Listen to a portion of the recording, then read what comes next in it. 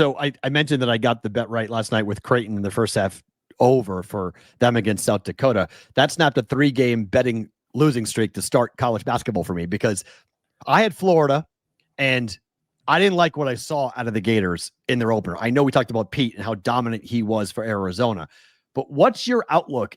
I feel like they don't have the same killer guards that they had last year when they won the national championship. And I feel like for Todd Golden, he kind of needs that type of player. And granted, those guys are in the NBA right now for a reason, but what'd you make of Florida's loss to Arizona? Yeah, I think for Florida, the way the team is structured, the really good group of bigs raise the floor. But to access the high ceiling, they need the guards. They need the shot making that they had last year.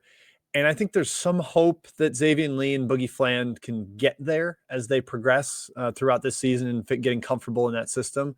But there's no Walter Clayton here. There's no like killer defensively like Elijah Martin was last year.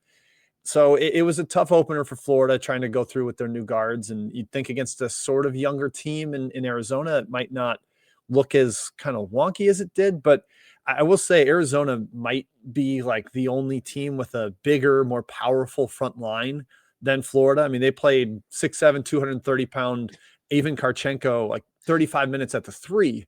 And then they also had Pete, Awaka, and Krivas hammering down in the paint. Arizona only took 5 threes in that game. It told you where they thought they could get their points, and that was at the rim against a really good defensive interior from Florida.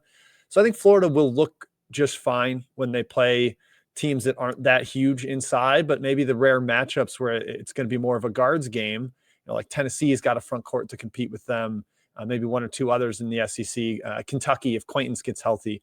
That's when Florida may not quite look as immortal as they did last year. Now tonight, when they're 41.5-point favorites against North Florida, I pity the Ospreys getting the angry Gators in the home opener with the banner going up. But going forward, I think Florida is going to have a little tougher time with those big front lines.